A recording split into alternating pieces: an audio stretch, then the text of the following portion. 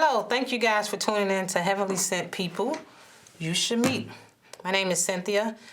I have a non-for-profit enrichment program for inner city kids called Heavenly Sent Youth.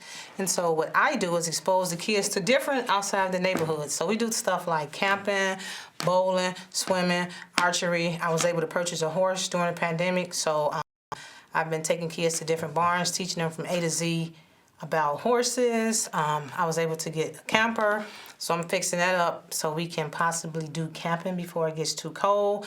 And so also we meet Monday through Friday after school program where we provide a safe haven.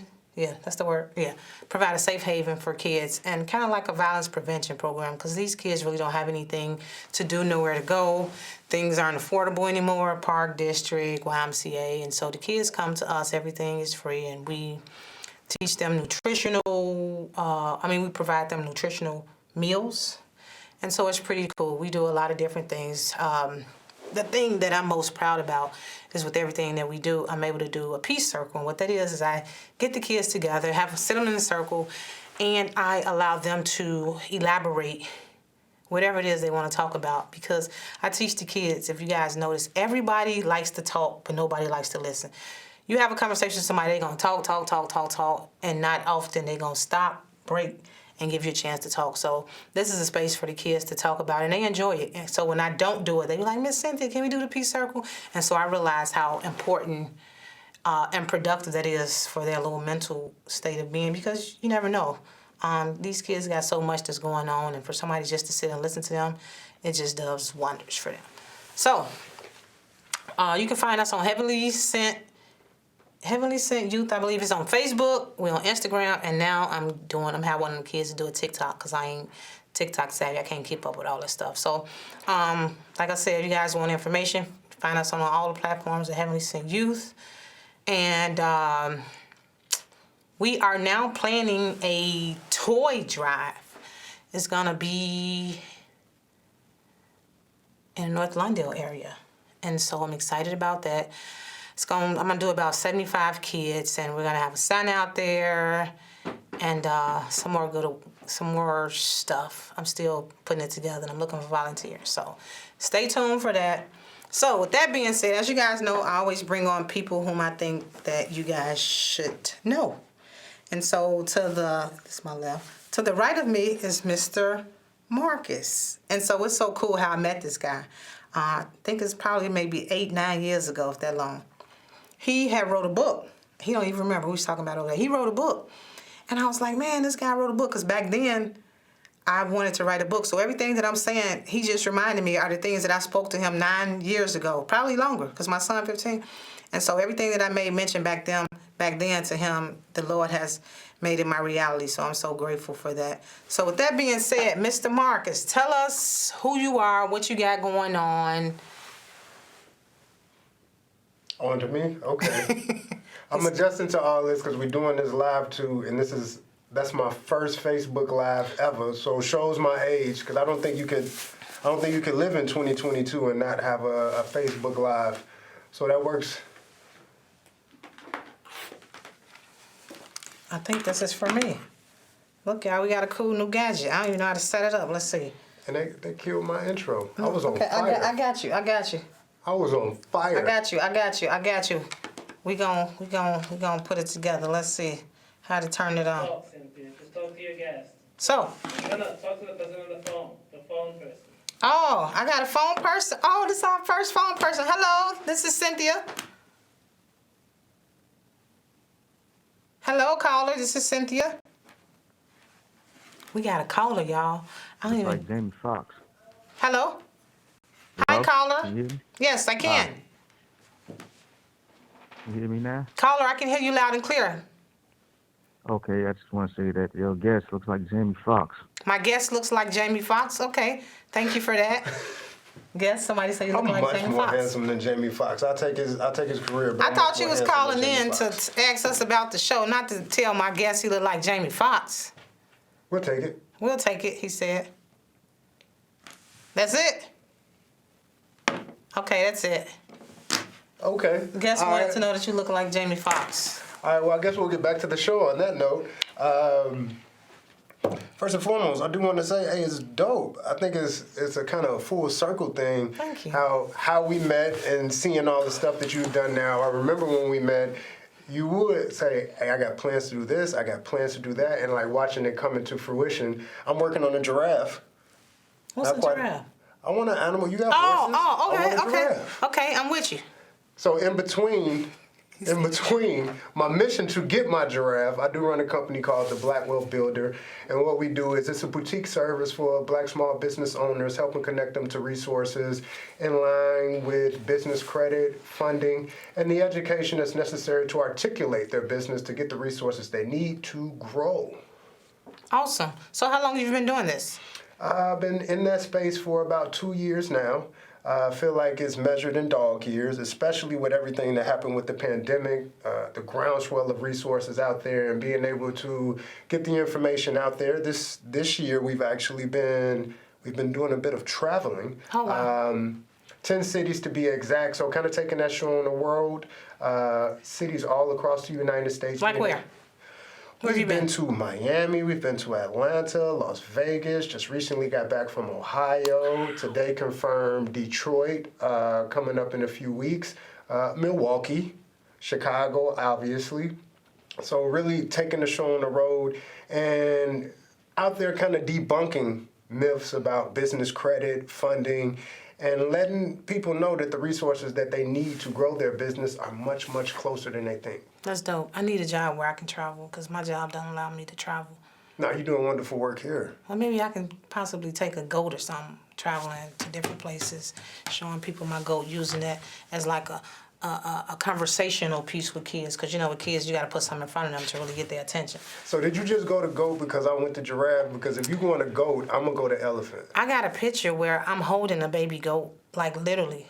A baby goat. It's on my Facebook page. Show I'm off. holding a baby goat. I Show got a little off. book bag for it. So what happened with the goat is that I guess I'm not really sure how it worked, but the goat was born and the mother goat didn't want nothing to do with it. So I think somebody touched it. I think something like if a human touch one of the babies and certain animals, they don't want nothing to do with it. So the goat was by itself, and we had to do something to it or for it so it could live. And so one of the guys, he started bottle feeding it, and then now went from Pampers, and now we had a cool little book bag, but it's grown now, and so it's back with its family. I got a unicorn in my trunk. No, they know it. My Facebook friends know that. My Facebook friends know She that. couldn't let me have my giraffe. I got a unicorn in my trunk. That's how Y'all know he can't know me because he don't know that I deal with animals, so we gonna show. I do. I was very proud of your horse. That's why I said I'm going to get a giraffe. Then we went to goats, so I went to elephant. You topped that, so I'm going to unicorns. He said a unicorn, y'all. Look, so with that being said, so you said, so do you deal with non-for-profits or just strictly business? A People. non-for-profit is a business. Oh, that's true. It's just But a lot of times people non-for-profit. don't. But a lot of times people separate the two. Be like, no, I'm a non-for-profit. But then people be like, no, I'm a business. And I'm like you just said, a non-for-profit is a business. It's just not for-profit. So a lot of times people get discombobulated with the two, for-profit and non-for-profit. So that's why I want you to. Well, I think it's important to note that my business is a boutique service. So it's not so much, okay, I can only work with one type of business. That kind of is the work. It's business development. So being able to take a non-for-profit and depending on where you are right now and what your goals are, kind of being with you on that pathway to explore what resources would be available. So it's a one-size-fits-all, more dependent on that partnership between my company and that person. Like you'll get people that'll come up to you and say, I need $1 million by tomorrow. I don't have any tricks or anything like that where I can allow money to fall out of the sky. But if a person is serious about their business and they want to articulate it, I'm more than happy to jump on that journey with them and see what's available to them and help them get it. So in other words, you guys are like the arms for people that's trying to navigate their way for resources, funding, so on and so forth.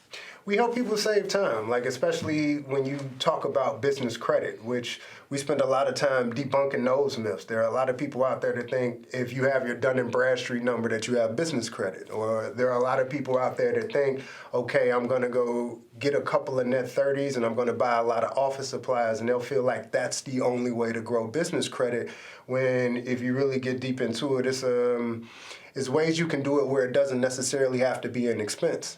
Okay. Where you can find net 30s that work with your business or are supplies that you actually use in your business, as opposed to just saying, if I want to do business credit, I just go to Quill or Granger and buy a lot of paper. The game get deeper than that. So I noticed on your Facebook page you also do like classes, and I think you had like was it a game night or something Yes. similar to that? So I think that's real cool. Like I just was saying earlier, you have to find other avenues to get the people in, because we live in a world where almost like if you don't put something in front of somebody that they can relate to, they won't jump on board. So I seen it and I was like, man, I need to get into tune with that. So what is that? It's really, that aspect of it is marketing, obviously. And from a Black small business owner standpoint, it's providing a safe space. So coming up with different ways, I think a lot of us are like one-person armies, and we walking around having to fake it till we make it, chest poked out, and we don't have that area where we can just say, hey, I struggled today. I'm working on my marketing. I don't have enough clients. I'm not making enough revenue. And somebody you can tell that to, because you can't walk up to a client and say, I'm a struggling business. Will you work with me? It's kind of hard to do that. So we spend a lot of time trying to come up with different venues, different environments where I like that.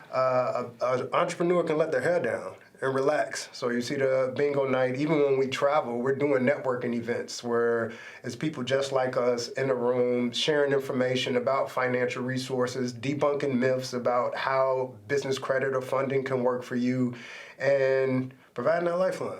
So this was very important to me that I get you on, because as you know, in our neighborhoods, in our communities, we aren't really educated on credit and things of this sort. So if you don't know, you don't know. So other than that, we just buying unnecessary stuff that holds no value, because a pair of Jordan's $300, iPhone $1,200, and so we buying all these things that does nothing for us, but we missing on the back end, but we struggling in this area. And like you said, all these different businesses that people then just started during COVID. Some of them are doing really successful. So like you just said, so there's a back end to that. So how do you keep an established business? Of course, you need funding to get the business going. So without organizations and people like you to put the information out there, we just creating the same cycle. Like you said, it look good. Yeah, I got this, I got that. But in the end, when it's time to do your taxes, you ain't got nothing. You ain't got no money coming in because you're using your money in your business, and that's not cool. So I need to tighten up some screws on my end too, because sometimes I do feel like I'm a one-woman army. Well, you would be surprised. Most of the people I meet, a client will walk in and they'll feel like they're millions of miles away from where they need to be. And a lot of it is just articulating. Sometimes it's simple steps where a company could be doing fine, but they're just running all of their revenue through their personal checking account. And that's just something as simple as opening a business checking account, because the type of funding and the type of things that a person may be open to early in the beginning that they may have access to, it doesn't necessarily have to be based on your tax returns or your profit and loss statements. They'll go by your bank statements. There's more money out there than it is businesses going after the money. So simple steps of articulating your business. Now, when you get to the larger windfalls, you will have to have things like your tax returns. You will have to have things like dedicated financial statements, so on and so forth. But by the way that we work with clients, you're able to kind of grow as the business grows. So a lot of people that are single person operations or single member LLCs and things of that nature, we're perfect because we're able to grow with you. Okay, awesome. So do you have a brick and mortar? No. Okay. So if somebody wanted to get in contact with you, can you give us the info? Well, first and foremost, they can go to the website to learn a little bit about it. The more information that you can know about me beforehand and understanding if I might be a good fit for your business, I'm not everybody's cup of tea. The more you can learn about that, the better. TheBlackWealthBuilder.com, that's www.theblackwealthbuilder.com. You can find me on the socials at The Black Wealth Builder, and that's across all of them, Instagram, Facebook, LinkedIn, so on and so forth. But yeah, definitely go check it out. And it's not necessarily a situation of the service being that you pick up a product. The actual business, the actual service that my company provides is to educate other Black small business owners. So our sole purpose is to let you know what might be available to you, and if need be, to be able to walk you through that process so you can get it. I love it. So you know what I decided to do? So we know that the kids are our future, and so I do so much with the kids that people be like, man, you do that. And so I'm now learning how to market, put myself out there with all these different platforms that I got. I'm like, you know what? I put everybody else on, but forget about me. So with that being said, I said, you know what? I'm gonna do like a little video every time I'm on, just so people can get an idea, a visual of what I'm doing. And so what? You know what? The next Monday, just for you, I'm gonna put the picture of the goat up. So you're just gonna keep rubbing the goat in, like my unicorn isn't anything. So if I run out to the trunk and get this unicorn, no, I promise I believe you, Marcus. We believe you. Watch this video. You ready for it? I'm ready. My name is Cynthia Manuel. I was born in Chicago, and I am proud to be able to raise my son in Chicago. I work with inner city youth to show them different things outside of their neighborhoods. When these kids walk onto the farm, it makes them feel like they are free. I want these kids to know how to give back, and recycling is one of those ways. Who doing recycling? That was dope. So, again, we try to expose the kids to different stuff outside of their communities, and there's so many different ways to give back. So many in communities along the expressway, there's so much junk and garbage. It's pathetic. And so, guess what? We have implemented a recycling part of what I do. So like a youth swap. Anybody that's done cleaned up garbage on the side of the road know what swap is?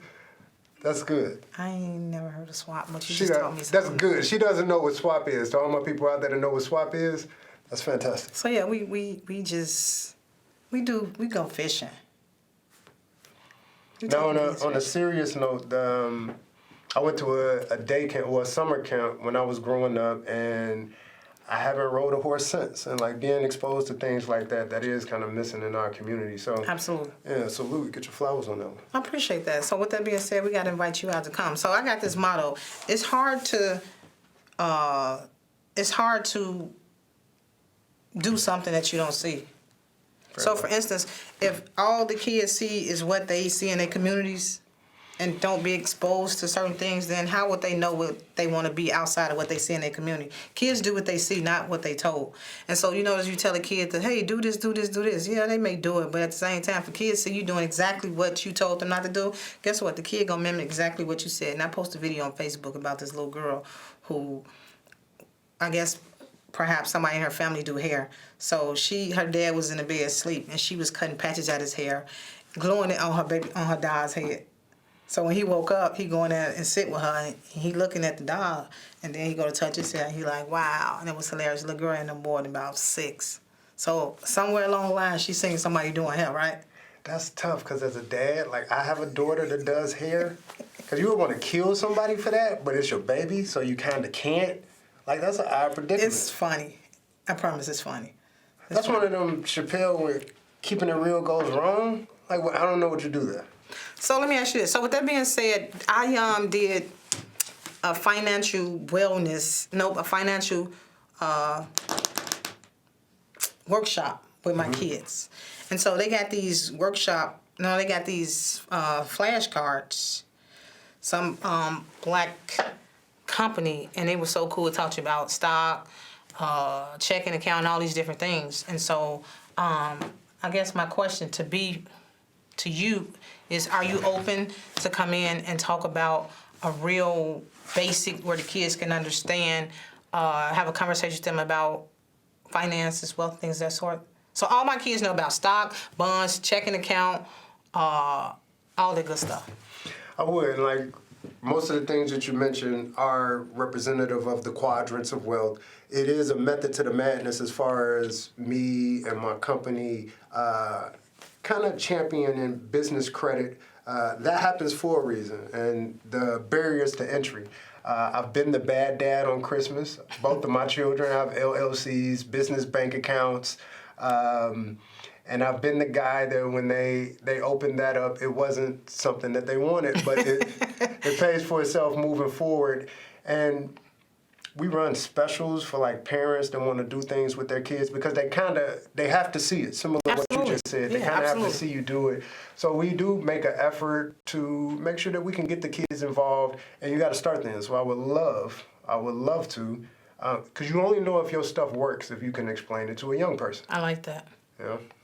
I like that because I know adults that have never cashed a check or don't know how to balance a checkbook, because they married these men that's well off, where they just sit at home and do the bare minimum and the men take care of it. And I was telling my friend, like, you mean to tell me you don't know how to sign a check? You don't know how to pay a bill? She's like, no, my husband do all that. I'm like, no, you gotta get out there. And what happens if, he go left? Then you sitting there clueless. So It sounds like she knows how to exchange in different types of commerces and currencies, but she is well suited to make transactions. I hear what you're saying. Yeah. So yeah, that's real important. Tell me again, how long you been in business? The Black Wealth Builder has been around since 2020. I've been doing business development, working with entrepreneurs since 2012.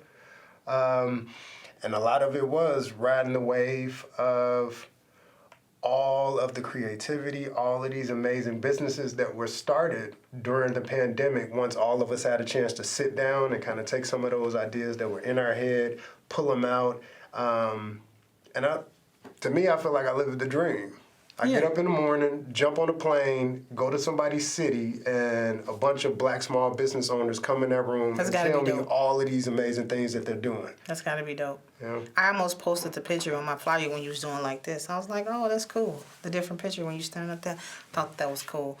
Are you on Clubhouse? Stop exposing all of this stuff that I don't know. This is my first live. What is Clubhouse? So Clubhouse, it's a really cool, it's another app.